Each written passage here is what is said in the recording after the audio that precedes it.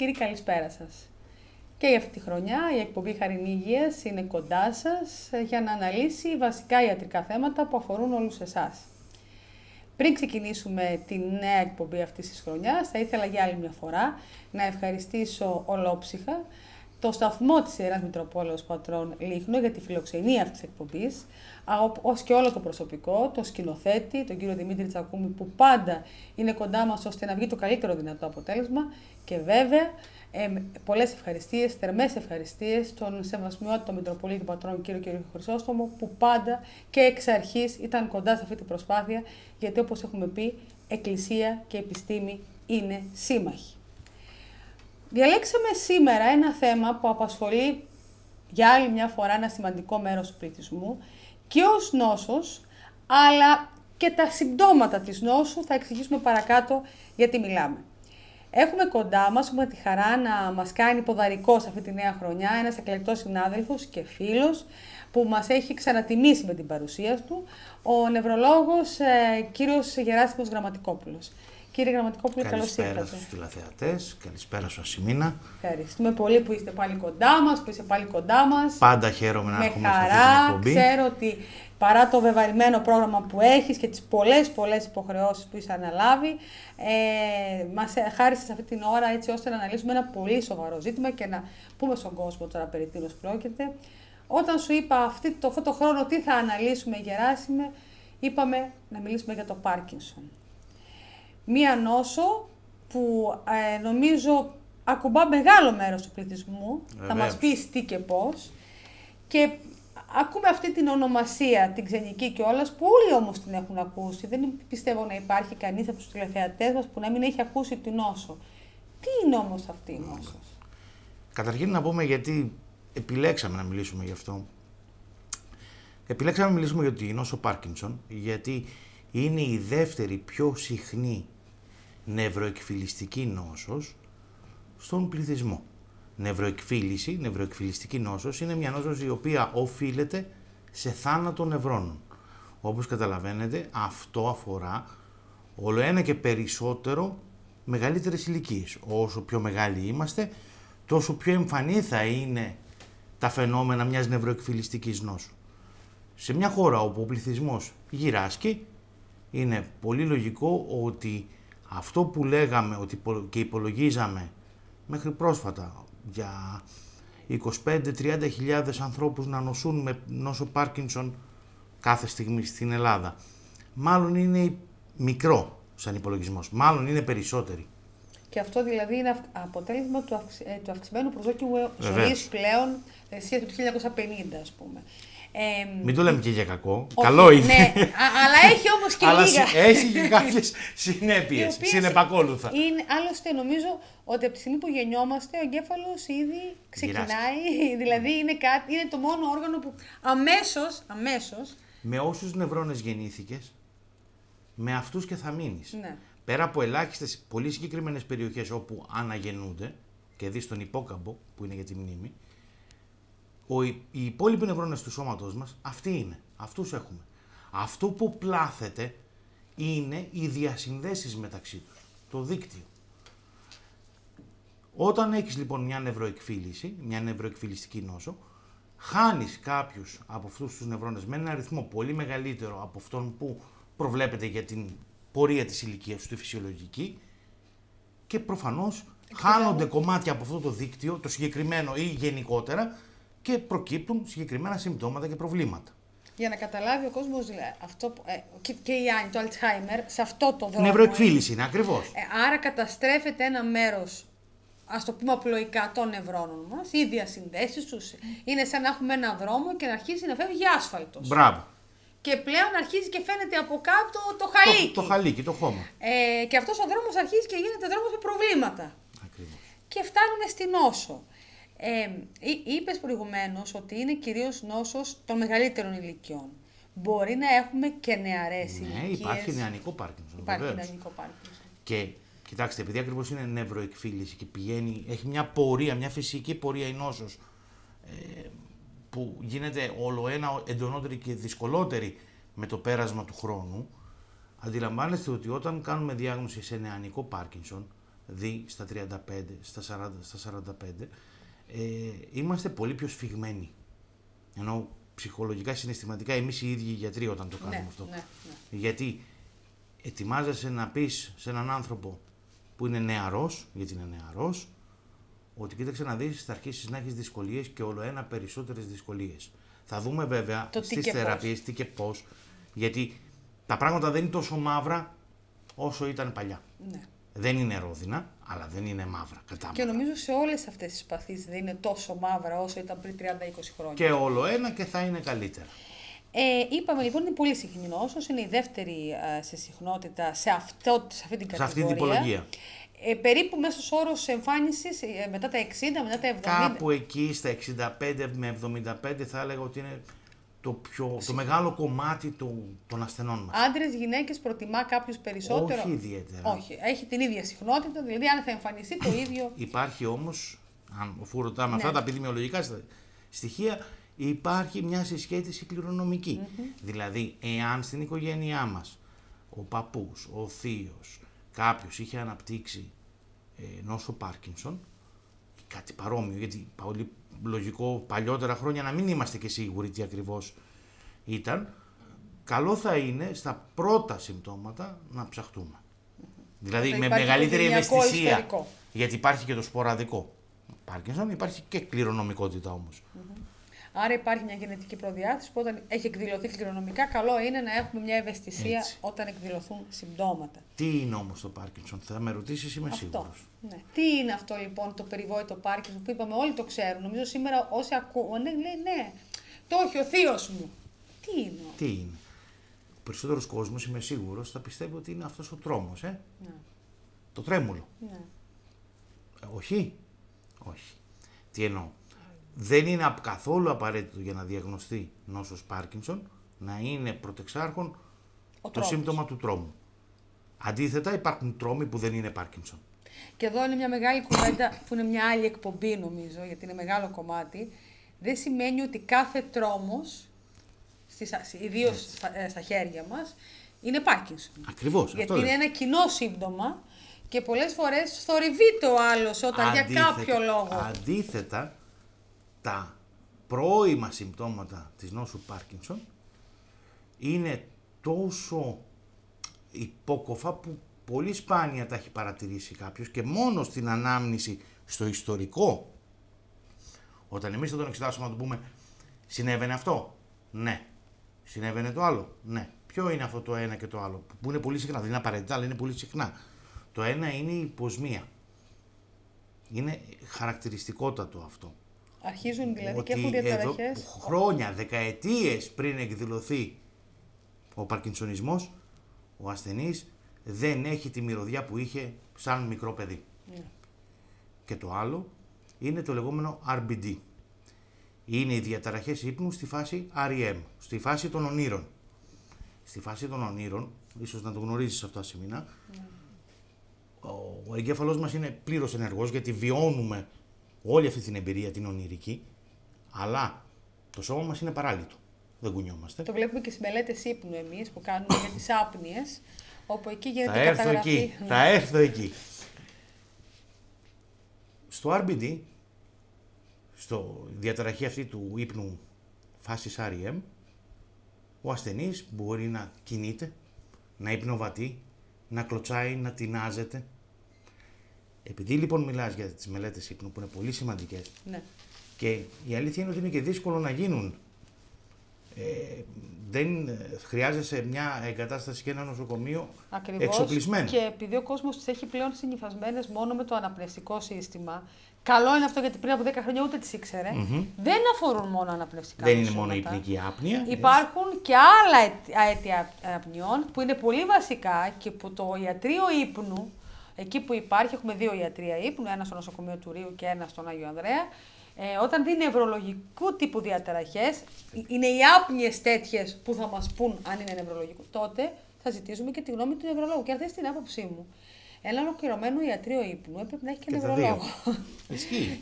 Δηλαδή, αν θέλουμε να πάρουμε μια ολιστική αντιμετώπιση. Να σου το πω σωστά, θα έπρεπε να έχει τη σκούφια του εγκεφαλογράφου ο ασθενής, κάνοντας τη μελέτη ύπνου, να έχει και τη σκούφια του ηλεκτροεγκεφαλογράφου. Ακριβώς.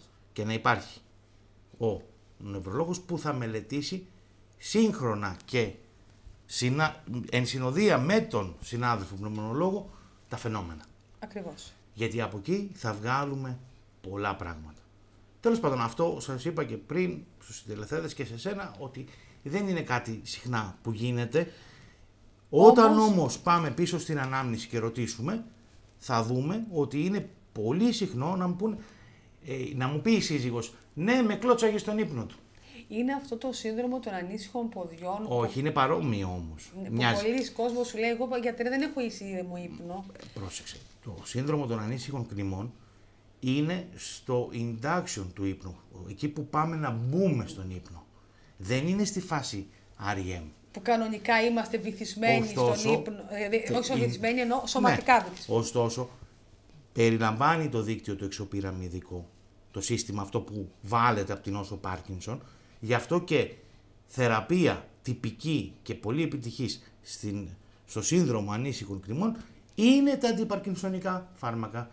Ο μηχανισμός με τον οποίο σημαίνει είναι διαφορετικός, αλλά επειδή εμπλέκει τις ίδιες δομές, τελικά η θεραπεία, συμπτωματικά έστω για να βρει ανακούφιση ο ασθενής, είναι αυτή. Άρα, όταν στο νευρολογικό ιατρείο, γιατί εκεί θα πάει, θα ρωτήσει μάλλον πιο πρώτο τον παθολόγο του και νομίζω ότι ο παθολόγος θα κατευθύνει όσο οφείλει στον νευρολόγο. Μπορεί να έρθει και από ορθοπαιδικό. Ναι, μπορεί και από ορθοπαιδικό.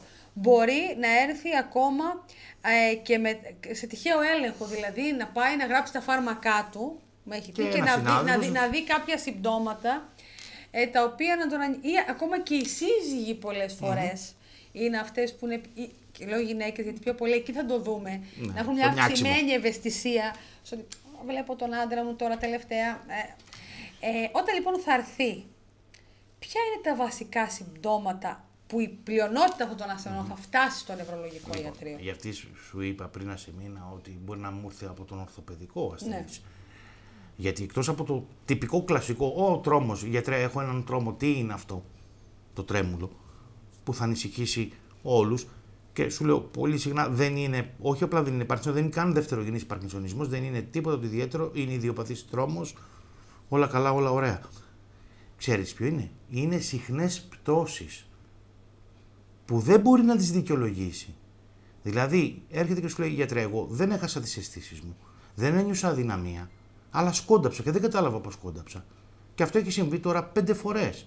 Τι μου συμβαίνει? Δεν αναγνωρίζει ο ίδιος ο ασθενής τη δυσκινησία του. Γιατί το Πάρκινσον αυτό είναι, μια διαταραχή στην κίνηση. Το βλέπουμε και στο βάδισμά τους. Ακριβώς. Έχουν ένα χαρακτηριστικό βάδισμα. Τι συμβαίνει στο Πάρκινσον? Στο Πάρκινσον και σε οποιονδήποτε παρκινσονισμό δεν έχουμε καλή ρύθμιση του μυϊκού τόνου. Έχουμε δυστονία. Αυτό στην ουσία, στην πράξη, αυτό που κάνει είναι να μην σε αφήνει να διαχειριστείς καλά αλλαγές στην κατεύθυνση και στην ταχύτητα των κινήσεών σου. Γι' αυτό βλέπετε πέρα από τη βραδικινησία που είναι χαρακτηριστικότατη, η κίνηση του παρκινσονικού, έχει και κάποια άλλα στάνταρ. Εάν ξεκινήσει να βαδίζει, δεν σταματάει τόσο εύκολα απότομα, δεν στρίβει τόσο εύκολα απότομα και δεν μπορεί να επαναπρογραμματίσει εν κινήσει κάποιες τροποποιήσεις στο κινητικό του πρόγραμμα. Δηλαδή το χαλάκι που είναι μισός πόντος μπορεί να τον κάνει να πέσει. Άρα ό,τι διαταραχή βλέπουμε και οι οποίες μπορεί να φτάσουμε και σε σοβαρές διαταραχές ακόμα και κατάποσης και μπαίνουμε πλέον σε πιο σοβαρά νοσήματα που πέραν της θεραπείας φαρμακευτικής χρειάζεται και θα τα δούμε παρακάτω, είναι ότι έχουν μια μυϊκή αδυναμία. Δεν είναι αδυναμία, όχι.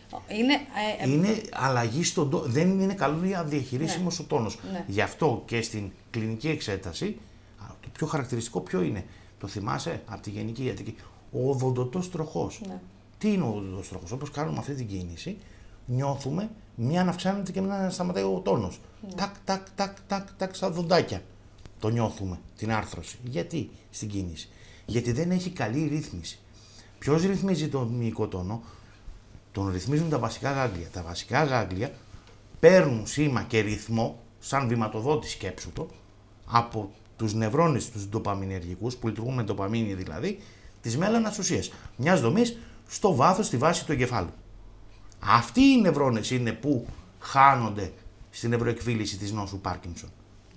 Όταν λείπουν αυτοί λοιπόν, δεν έχουμε καλή ρύθμιση του μυϊκού τόνου. Έχουμε δυστονία. Έχω δύναμη να πιάσω το κινητό μου. Αλλά ή να σηκώσω την κούπα. Μπορώ. Δεν θα μου πέσει. Αλλά δεν μπορώ να την κοντρολάρω καλά.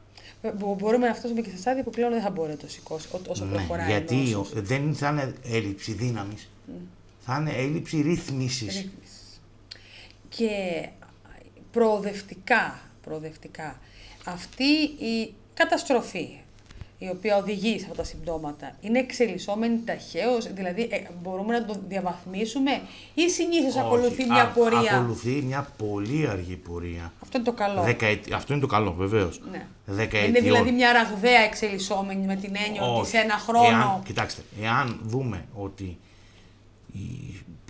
η παρκινσονική αυτή εικόνα, η εξωπυραμιδική συνδρομή όπως λέγεται επίσημα, εξελίσσεται και βεβαρύνεται ταχαίως, θα πρέπει άμεσα να σκεφτούμε ότι μάλλον δεν είναι Πάρκινσον αυτό, είναι κάποια άλλη είτε συνουκλεοπάθεια, δηλαδή της γενικότερης κατηγορίας του Πάρκινσον, αλλά κάτι άλλο. Είναι μια κατηγορία αυτή που για να πούμε λίγο αυτό, γιατί είδα και μια σημείωση που μου είχε στείλει. Λοιπόν, να πούμε στον κόσμο ποιες είναι αυτές τα νοσήματα.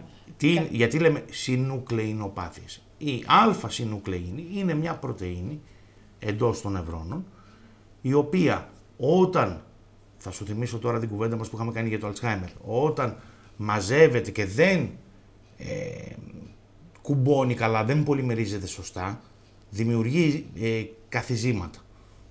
Αυτά λέγονται ιστολογικά, ιστοπαθολογικά λέγονται σωμάτια Λούι. Αυτά οδηγούν, δεν ξέρουμε ακριβώς το μηχανισμό, αλλά οδηγούν στο θάνατο του νευρώνα που τις περιέχει. Τα σωμάτια Λούι. Άρα και αυτό είναι ένα σημείο στο μικροσκόπιο, ας πούμε, ότι έχουμε νέκρωση πλέον. Ότι εάν έχουμε σωμάτια Λούι, ξέρουμε ότι είμαστε μπροστά σε μια συνουκλεοπάθεια. Το οποίο είτε είναι νόσος Πάρκινσον, είτε είναι άνοια με σωμάτια Λούι, είτε είναι ατροφία πολλαπλών συστημάτων. Το κάθε ένα από αυτά έχει διαφορετικό τρόπο εμφάνισης, όπου, για παράδειγμα, στην άνοια με σωμάτια Λούι υπάρχει ο παρκινσονισμός, αλλά το κύριο είναι ότι ο άνθρωπος έχει γνωστική διαταραχή. Κάτι που δεν συμβαίνει στο Κάτι που δεν συμβαίνει στο Πάρκινσον. Στο Πάρκινσον, για να φτάσεις σε επίπεδο που έχουμε πλέον γνωσιακή έκπτωση, έχουν περάσει πάρα πολλά χρόνια και πλέον η εκφύλιση έχει περπατήσει πάρα πολύ. Ή έχει αργήσει η διάγνωση εκεί. Και εκεί, γιατί δεν είχαμε προλάβει να πάρουμε τα προληπτικά μας μέτρα, θα τα πούμε μετά. Ναι. Το περιβάλλον, το οποίο είναι πάντα πολύ ευαίσθητο, γιατί είναι αυτό που θα κληθεί πολλές φορές μαζί με τον ασθενή να αντιμετωπίσει κάποια πράγματα. Πολλές φορές αυτούς τους ασθενείς βλέπουμε και μια διαταραχή στην ομιλία, η οποία είναι χαρακτηριστική. Δηλαδή ο παρκινσονικός μιλάει με έναν ιδιαίτερο τρόπο. Ποιος είναι αυτός ο τρόπος, μήπως κάποιοι μας ακούνε σήμερα, κάτι έχουν δει και... Θα το καταλάβετε, την παρκινσονική ομιλία θα την καταλάβετε, γιατί δεν είναι ούτε η ομιλία του εγκεφαλικού, έτσι, η δυσαρθρία, ναι. Ούτε όμως αυτή της παραγκεφαλιδικής διαταραχής που είναι σαν του μεθυσμένου. Ναι. Είναι μια ομιλία η οποία κάνει κοψίματα. Διακοπές. Τακ. Γιατί, τι σου είπα για τον το τροχό στο χέρι, και εκεί κάνει. Είναι το ίδιο ακριβώς φαινόμενο στους μυς που ελέγχουν την εκφώνηση. Γιατί και η φωνή μας που βγαίνει με τη δράση κάποιων μειών. Αφού και αυτοί λοιπόν έχουν πρόβλημα στη διατήρηση του τόνου, έχουν δυστονία, και η φώνηση θα έχει αυτό το χαρακτηριστικό. Και κάτι άλλο που επίσης μπορεί να διακρίνει κάποιος σε έναν παρκινσονικό. Το πρόσωπο. Είναι η γνωστή αμιμία. Δεν έχει την ίδια εκφραστικότητα το πρόσωπό του. Και στα συναισθήματα. Ναι. Έχεις έναν άνθρωπο. Γιατί δεν είναι ότι έγινε ο άνθρωπος ξαφνικά ανέστητος και δεν τον ενδιαφέρει, τον αντίον. Τι γίνεται όμως, επειδή υπάρχει πρόβλημα στον μυϊκό τόνο, οι εκφράσεις του προσώπου που και αυτές οφείλονται σε μύες, Ναι. δεν φαίνονται. Και πολλές φορές μου έτυχε περίπτωση πριν ένα μικρό διάστημα, όπου ασθενείς που διαγνώστη με Πάρκινσον, έχοντας μόνο αυτές τις διαταραχές που ανέφερες, ότι τη μία έκφραση συναισθημάτων, λίγο στην ομιλία, πίστευαν ότι έχει κατάθλιψη. Και δεν είχε μπει ο σωστός δρόμος, πήγαινε δηλαδή σε ψυχίατρο. Θεωρώντας ότι τα συμπτώματά του είναι συμπτώματα κατάθλιψης. Τελικά διαγνώστη με Πάρκινσον. Δεν είχε εκδηλώσει τρόμο, δεν είχε τίποτα από όλα αυτά. Είχε μόνο 2-3 συμπτώματα, χαρακτηριστικά μένα, αλλά όχι τα πρωτεύοντα. Και εκεί πόσο πρέπει να έχει ευαισθησία ο γιατρός, το περιβάλλον, όταν δει ότι. Το περιβάλλον, αλλά όταν κυρίως... υπάρχει κληρονομικότητα, όπως είπες. Μπράβο, αλλά κυρίως ο γιατρός. Ο γιατρός. Γιατί δεν θα έρθει, δεν θα σκεφτεί κανένα. Δεν ξέρω αν σου έχει τύχει ποτέ να αντιμετωπίζετε λανθασμένα η πρώιμη εικόνα ως εικόνα ψυχιατρική, ενώ είναι νευρολογική. Είναι χαρακτηριστικό αυτό που είπες, συγκεκριμένα με την κατάθλιψη. Ναι. Γιατί συγκεκριμένα κιόλας η κατάθλιψη μπορεί να είναι πρώιμο σύμπτωμα. Ακριβώς. Η ίδια η κατάθλιψη. Ως νόσος. Ως νόσος. Δηλαδή, ξεκινάς με μια διαταραχή στην υποσμία. Μετά, ο ύπνος σου δεν είναι καλός. Μετά, όλα αυτά σε ένα διάστημα χρόνου. Ναι, εκφράζεις και μια έτσι, διαταραχή του συναισθήματος. Όλοι λένε, όλο αυτό είναι μια κατάθλιψη που ήταν από παλιά. Γι' αυτό δεν κοιμόταν καλά τα βράδια. Γιατί δεν εξετάζεται ότι μήπως είναι RBD. Κατάλαβα. Περνάει ότι δεν κοιμάται καλά τα βράδια. Άρα είναι κομμάτι της κατάθλιψης. Ενώ και αυτό που είναι RBD και η κατάθλιψη έχουν ένα οργανικό αίτιο από κάτω. Και οδηγούσαν σε αυτή Και είναι η νόσος Πάρκινσον. Άρα νομίζω ότι βάλαμε όλα τα συμπτώματα κάτω και τα αναλύσαμε σε αυτό το χρόνο που έχουμε. Πώς θα προχωρήσει ο νευρολόγος στη διάγνωση? Είναι πρωτίστως κλινική. Ναι, νομίζω το είπες πολύ καλά. Με όλα αυτά τα παραδείγματα που μας έδωσες, είναι τόσο χαρακτηριστική η εικόνα, έτσι δεν είναι? Εγώ θα ξαναπώ αυτό που θυμάμαι που μας είχε πει ένας δάσκαλός μου στο πανεπιστήμιο. Ναι. Γιατί μας ρώτηγε σαν φοιτητές, πότε ξεκινάει, παιδιά, πώς ξεκινάει η νευρολογική εξέταση? Όλοι πανέξυπνοι τότε θέλαμε να δείξουμε ότι έχουμε διαβάσει. Με το ιστορικό. Κάνετε λάθος, ανοίγοντας την πόρτα στον ασθενή σας. Όπως θα τον δεις να μπαίνει και να περπατάει προς τα εσένα. Νευρολογικά. Ξεκινάς από αυτό.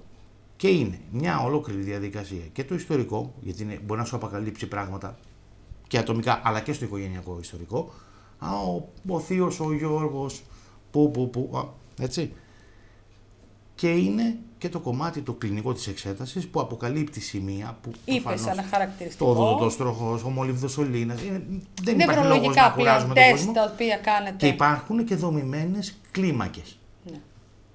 Είναι η κλασικότατη UPDRS λεγόμενη, με την οποία μπορείς να δοκιμάσεις και μπορείς και σε μια αμφιβολία να κάνεις και το εξής.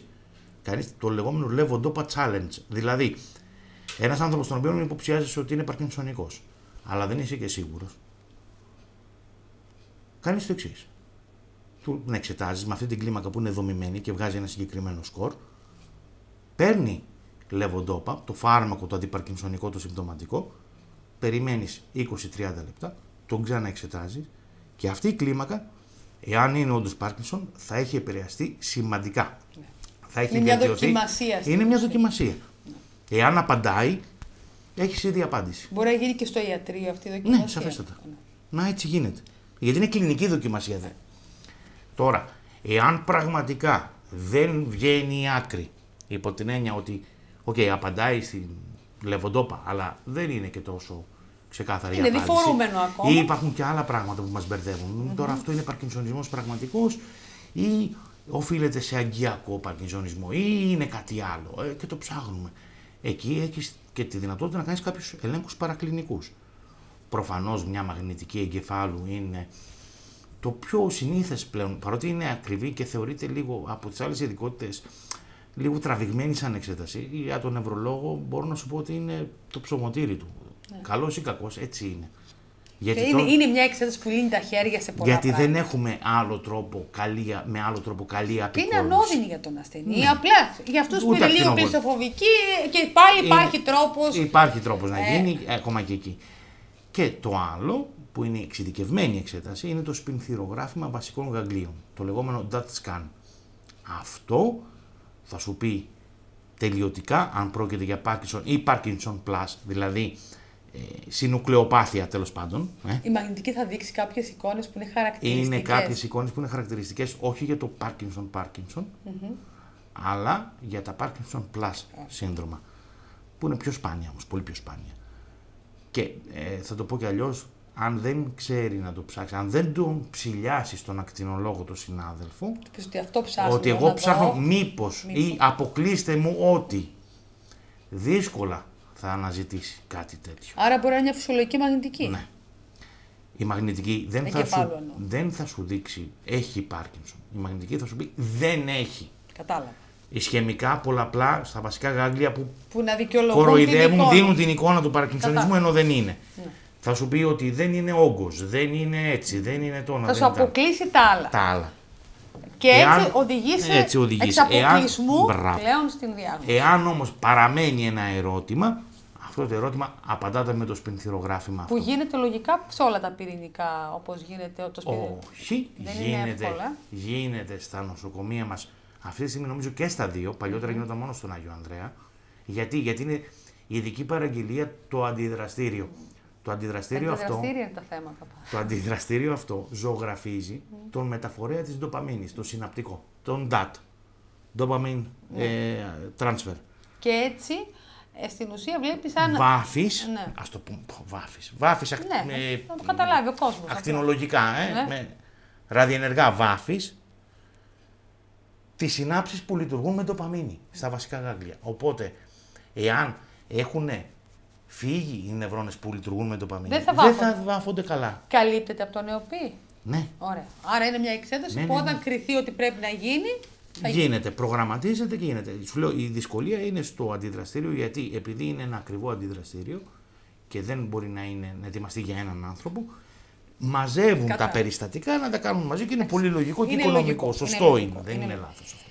Άρα φτάνουμε και στη διάγνωση, αν και πιστεύω ότι το 95% της διάγνωσης γίνεται στην επίσκεψη του ιατρίου. Δηλαδή νομίζω με αυτά που μας είπες ότι αν η διάγνωση είναι Πάρκινσον, σχεδόν έχει τεθεί με την πρώτη επίσκεψη του ανθρώπου. Ναι. Απλά θα επιβεβαιωθεί είτε θα επιβεβαιωθεί, είτε θα αλλάξουμε και θα πάμε σε κάτι παραμφερές. Τα Parkinson Plus, συνήθως πώς τα βλέπουμε τα Parkinson Plus.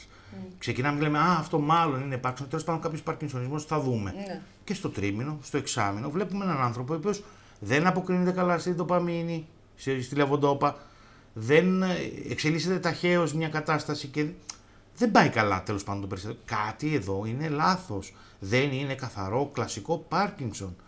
Και εκεί αρχίζουμε, ψηλιαζόμαστε και αρχίζουμε και ψάχνουμε και άλλα πράγματα. Και περνάμε τώρα νομίζω στις θεραπείες.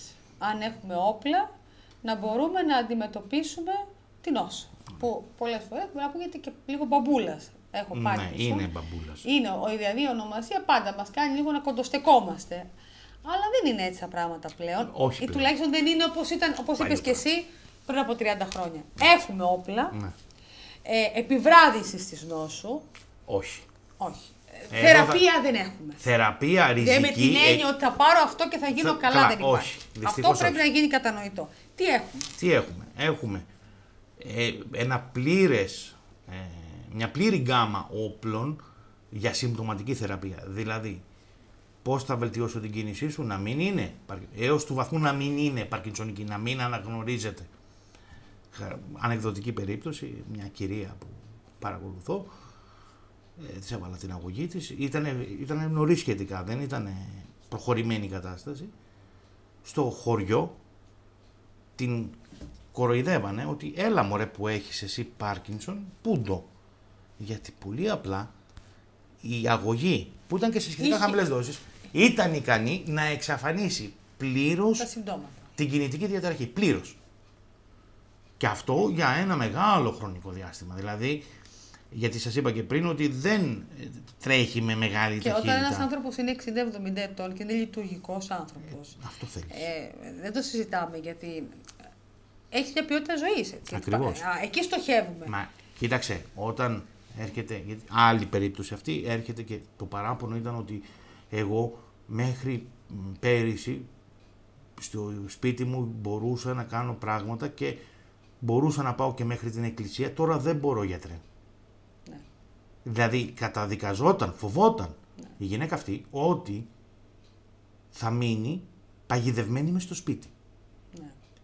Σαν επιστήμη έχουμε τη δυνατότητα να μην μείνει παγιδευμένη μες στο σπίτι. Βέβαια και εκεί, γιατί η βοήθεια του περιβάλλοντος είναι σημαντική, δεν μπορεί να μένει μόνος του ένας άνθρωπος, που υπάρχουν περιπτώσεις. Ναι, εξαρτάται από τον βαθμό. Ναι. Δηλαδή, εάν εμείς με τα φάρμακα γυρνάμε πίσω το ρολόι εντός εισαγωγικών σε μια κινητική κατάσταση που είναι φυσιολογική ή σχεδόν φυσιολογική, δεν χρειάζεται βοήθεια και αρρωγή αυτός ο άνθρωπος. Εάν όμως, παρόλη την αγωγή μας ή προϊόντος του χρόνου, γιατί ισχύει αυτό, αρχίσει να έχει δυσκολίες, η ίδια η οικογένεια θα πρέπει να έχει την ευαισθησία να καταλάβει ότι ο άνθρωπος τους δεν μπορεί να εκτελέσει όλα όσα εκτελούσε. Και από εκεί και πέρα να συνδράμει. Και για τους ίδιους τους ασθενείς όμως, θα το πω, δεν μπορεί να έχει την απέτηση ότι παρότι το Πάρκινσον πλέον έχει προχωρήσει πολύ, θες να συνεχίσεις να οδηγείς μηχανάκι.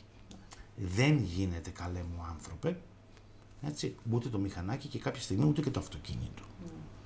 Ναι, για ένα μεγάλο διάστημα χρονικό που έχεις μια μεγάλη κουβέντα, Γεράσιμε. Που έχεις την νόσο. Μέχρι πότε πρέπει να οδηγούμε στην Ελλάδα. Αυτό είναι πολύ σχετικό. Γιατί εδώ, βέβαια μια νόσος, αλλά μετά τα 75 υπάρχουν πολλά νοσήματα. Πάρα πολλοί λόγοι να μην μπορείς να οδηγήσεις. Και εδώ είναι μια πολύ μεγάλη κουβέντα που πραγματικά πρέπει να την κάνουμε κάποια στιγμή για το αν τα όρια είναι πολύ τραβηγμένα στη χώρα μας. Πρέπει να τα κάνουμε την κουβέντα αυτή, όχι μόνο εμείς, σαν γιατροί. Αντιλαμβάνεσαι. Θα πρέπει να την κάνουμε και σαν γη, κόρες, ακόμα και για τους εαυτούς μου, γιατί εντάξει, οκ, σιγά σιγά μεγαλώνουμε κι εμείς. Κάποια στιγμή θα βρεθούμε. Είναι πολύ δύσκολο να πείσεις έναν άνθρωπο, καλά, έναν 65 είναι πάρα πολύ δύσκολο. Αλλά και έναν 80 είναι πολύ δύσκολο να του πεις ότι δεν μπορεί να οδηγήσεις. Εξαρτάται πώς έχει μάθει. Ακριβώς. Και κυρίως είναι αυτό. Να τον πείσεις γιατί πρέπει ή γιατί δεν πρέπει. Σωστά. Εάν πρέπει, δεν με νοιάζει. Δεν μπανάνε και 47 που είμαι εγώ. Ναι. Δεν έχει σημασία. Έτσι.